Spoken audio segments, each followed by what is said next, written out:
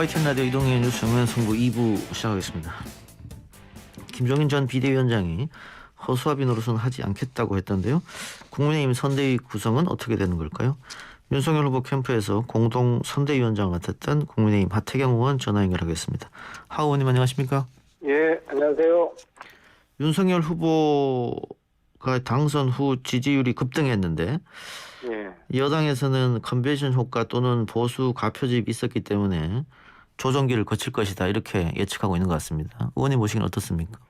뭐 평론가적인 평가보다도 예.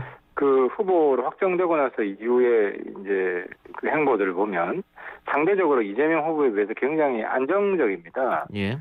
그 과거에는 그 윤 후보에게 1인 1실현 뭐 이런 비판했는데 최근에 예. 보면 후보 확정된 이후에는 오히려 이재명 후보가 실현이 더 많아요. 그 1인 1일 1실현 뭐 식당 총량제라든지 오피스 누나 또 뭐 최근에 음주운전을 그 옹호한다는 뭐 그런 식의 발언이라든지 그래서 그 컨벤션 효과뿐만 아니라 상당히 잘 준비된 경선 과정 그 단련 과정에서 잘 단련되고 준비된 그런 안정적인 후보로서의 평가를 받고 있는 것 같습니다. 당분간 이 지지율은 유지될 거라고 보십니까? 아니 뭐 내가 된다 그러면 오만한 답변이고 이제 4개월이 남았기 때문에 이제 예. 막 출발한 것이고 어쨌든 윤 후보도 그렇고 더 낮은 자세로 그리고 또 내용들을 알차게 채워 나가고 또 팀워크도 유지하면서 자세 나가야죠. 예. 그 의원님께서 예전에 계란을 맞더라도 광주 가서 사과해야 된다 이런 말씀 주셨는데 후보 확정되고 나서 광주를 방문했습니다. 광주 방문 어떻게 보셨습니까? 계속 가야죠. 광주 민심 우리에게 또 굉장히 중요하고 예. 국민 통합을 이야기했기 때문에 호남을 끌어안는 것은 굉장히 우리 그 선대위에서 우선순위에 있고요. 예. 그리고 뭐 저도 계속 조언을 할 겁니다. 근데 최근에 보면 좀 트집 잡는 건 좀 오히려 민주당한테 손해다. 뭐 예. 반드시 이런 글자 가지고 트집을 잡고 예. 또 윤 후보가 이제 반드시 5월 정신을 세우겠다 한 거는 그 보수 내에서도 아직 5월에 대해서 민주화운동 아니다, 폭동이다, 뭐 북한이 배후에 있다 이런 괴담들이 존재하지 않습니까? 예. 그래서 5월 정신을 반드시 세우겠다는 것은 민주당 내에서는 뭐 어떻게 좀 폄하하고 있는데 제가 볼 때는 보수 진영 내에서는 굉장히 의미 있고 중요한 발언입니다. 예. 그 윤석열 후보가 전두환 옹호 발언 그 이후에 개사가 논란으로 호남에서 지지율이 빠졌다가 최근 지지율 보니까는 호남에서 당 지지율, 윤석열 후보 지지율도 덩달아 지금 상승한 상태거든요. 그런데 뭐 의원님께서 국민의힘에 오래 있었으니까 그 선거 앞두고 꼭 한두 명이 또 망언을 한단 말이에요. 그러면 애써 사람들 다 나갔어요. 다 나갔어요? 많은 사람들 다 이거 떨어지고 나가고 했기 때문에 예.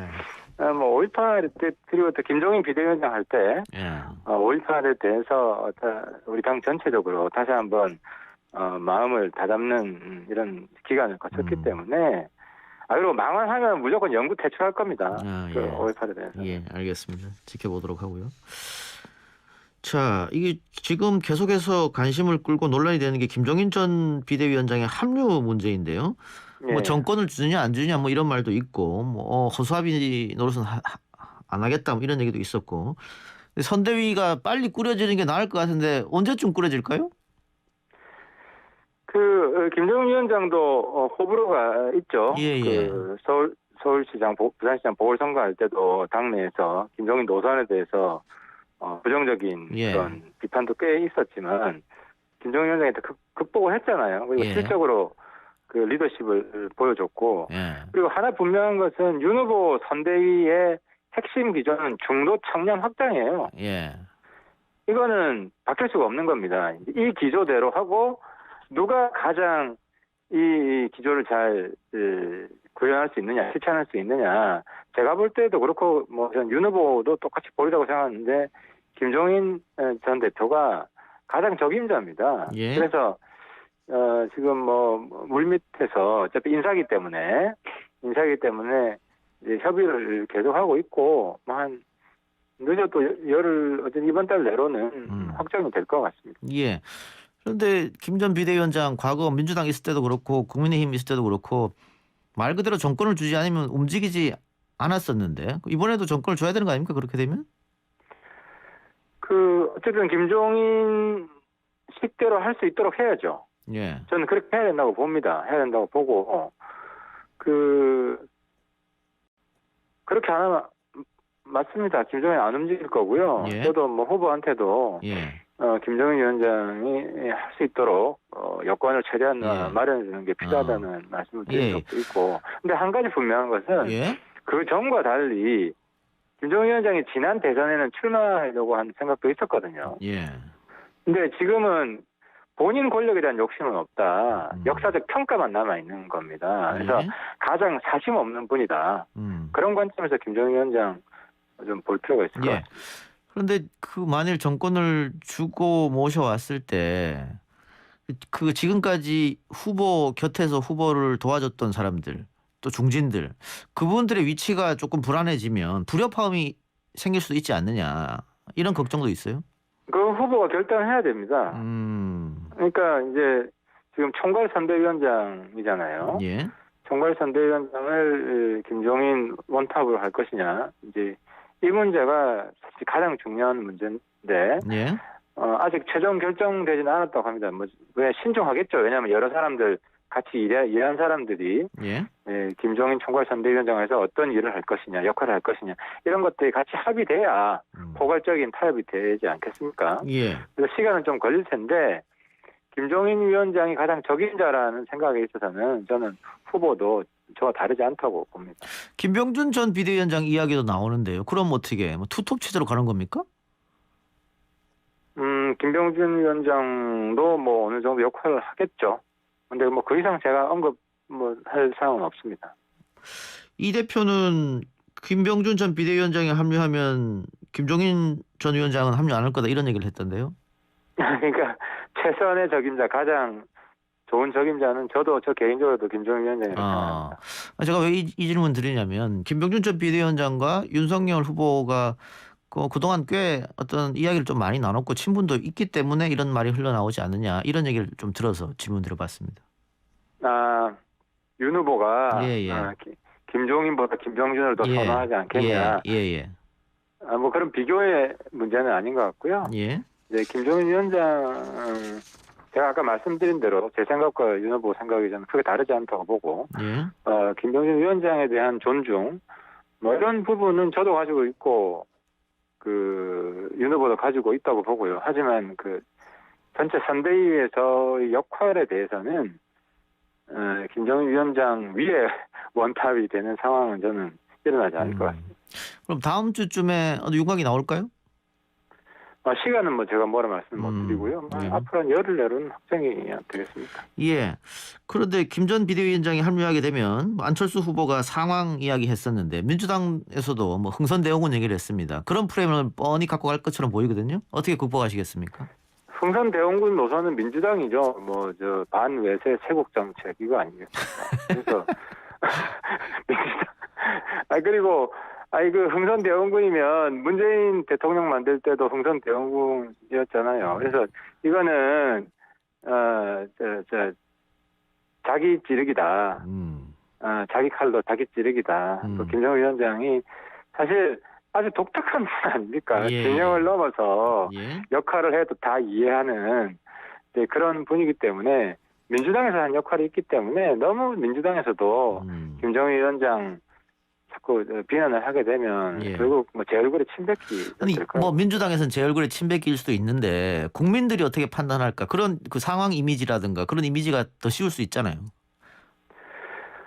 윤석열 후보 입장에서는 상당히 소화하고 흡수하는 속도가 빠르고요. 예. 저도 조언을 이리저리 하는 편이고 그렇게 조언을 하는 사람들이 많을 것이고 윤석열 후보가 그걸 다 종합을 해서 잘 소화하고 있습니다. 알겠습니다. 이번 대선의 변수가 될 게 또 2030 청년들의 표심인데 지난번에는 국민의힘 압도적으로 지지했습니다마는 또 지난 대선에서는 민주당을 압도적으로 지지했단 말이에요. 그래서 언제든지 움직일 수 있다. 근데 홍준표를 많이 믿었었는데 홍준표 후보 탈락으로 이 사람들이 지금 붕 떠 있는 상태다. 이재명 후보가 그래서 연일 구애 작전을 벌이고 있는데 의원님 보시기에는 어떻습니까? 그분들이 결국은 정권 교체를 선택해서 국민의힘으로 올 거라고 보십니까? 아니면은 지금 이재명 후보의 적극 구애로 있어 저쪽으로 갈 가능성도 있다고 보십니까? 저는 이재명 후보도 잘했으면 좋겠습니다. 쉽지는 않을 거예요. 예. 뭐 열심히 하셨으면 좋겠고요. 예. 근데 이 2030이 사실 우리 당을 지지하고 있거든요. 근데 이제 후보에 있어서는 윤 후보보다는 홍 후보를 더 지지했기 때문에 지금 좀 상당히 상심이 크죠. 예. 그런 면은 있고. 근데 어쨌든 이거 놀라운 현상이죠. 예. 2030이 보수 정당을 예. 지지하고 압도적인 표를 보내고 있기 때문에 이 현상에 대해서 우리 당 지도부도 그렇고 국회의원들도 굉장히 소중하게 생각해야 된다. 예. 그래서 한때 뭐 위장 당원 논란도 있었고 뭐 예. 역선택 이런 이야기는 더 이상 하면 안 됩니다. 2030에 대한 모독이고. 그래서 윤 후보도 청년들이 소중하게 생각하는 가치, 비전 이런 문제에 대해서 더 열심히 할 필요가 있어요. 사실 초반에는 2030 윤 후보를 다 지지했습니다. 그러다가 경선 과정 중에 쑥 빠진 거거든요. 예. 왜 그렇게 됐는지 정말 뼈저린 반성이 필요합니다. 예. 저도 이제 캠프에 뒤늦게 합류했지만 기존에 존재했던 캠프 분들이 정말 처절한 반성이 필요하고 그렇지 않으면 2030은 언제든지 빠져나갈 수 있다. 민주당 쪽에 뺏길 수 있다는 위기의식을 저는 늘 가져야 된다고 생각합니다. 그 일각에서는 2030의 마음을 돌릴 수 있는 게 뭐 이준석 하태경만으로는 안 되니까 결국은 홍준표를 불러와야 되지 않겠느냐 이런 얘기 있는데 동의하십니까? 윤 후보가 잘해야 되죠. 아니 뭐 그거는 기본으로 제일 중요한 기본으로 게 갖고 가는 거고. 다른 사람 후보 입장에서 다른 사람 벽불째기 뭐 이런 식의 자세는 굉장히 바람직하지 못하고요. 예.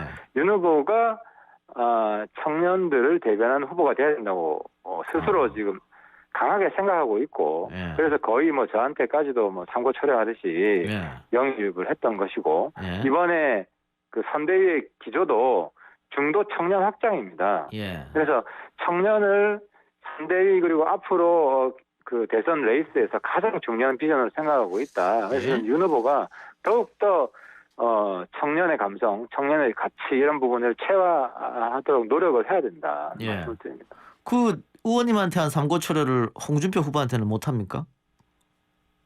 삼고 철회요. 예. 홍 후보랑 같이 당연히 해야죠. 그러니까. 윤 후보도 그런 마음, 홍 후보뿐만 아니라 뭐 나머지 다른 후보들도 똑같은 마음을 가지고 있고 저도 뭐 마찬가지 마음이고요. 그래요. 얘기 나왔으니까. 그 유승민 후보가 선대위 안 들어간다 이런 보도도 있던데 어떻게 되는 겁니까? 어쨌든 정성을 다 쏟아야 된다고 보고요. 예. 모든 그 분들이 그리고 캠프에 있는 모든 분들이 하나가 될 수 있도록 저는 아주 정말 헌신을 다해야 된다고 생각합니다. 예, 알겠습니다. 의원님 오늘 말씀 고맙습니다. 네, 감사합니다. 지금까지 국민의힘 하태경 의원이었습니다.